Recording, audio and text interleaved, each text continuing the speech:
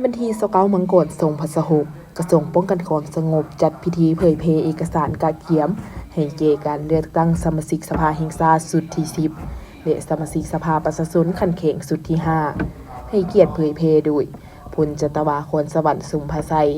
กรรมการศูนย์กลางพรรครองรัฐมนตรีหัวหน้ากลุ่มใหญ่การเมืองป้องกันความสงบและพลตรีสุรินะแก้วประเสริฐรองรัฐมนตรีหัวหน้าห้องว่าการกระทรวงป้องกันความสงบมีคณะประจำพรรคคณะพรรคกระทรวงกรมใหญ่ห้องว่าการกระทรวงกลุ่มพร้อมด้วยกองบัญชาการวิทยาการและป้องกันความสงบนครหลวงเวียงจันทน์ป้องกันความสงบเขตเศรษฐกิจพิเศษสามเหลี่ยมคำเข้าร่วมการเผยแพร่เอกสารนี้มี4เอกสารสำคัญคือมติกลุ่มการเมืองศูนย์กลางพรรคเกี่ยวกับการเพิ่มทวีการนำพาสีนำขององค์คณะพรรคทุกขั้น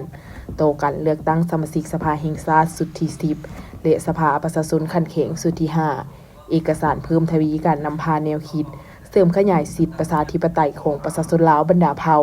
เพื่อการเลือกตั้งสมาชิกสภาแห่งชาติสุดที่10และสมาชิกสภาประชาชนขั้นแข่งสุดที่5เอกสารกำเนิดเนื้อในสำคัญของกฎหมายว่าด้วยการเลือกตั้งสมาชิกสภาแห่งชาติสุดที่10และสมาชิกสภาประชาชนขั้นแข่งสุดที่5และเอกสารเสื่อมซึม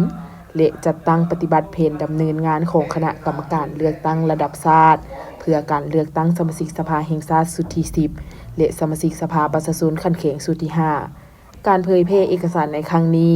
เฮ็ดให้คณะพรรคคณะบัญชาแต่ละขั้นอ้อมข้างกระทรวงป้องกันความสงบได้เสื่อมซึมรับรู้เนื้อในกลไกรูปแบบและวิธีการจัดตั้งปฏิบัติการเลือกตั้งให้บรรลุตาม4คาดหมายใหญ่คือ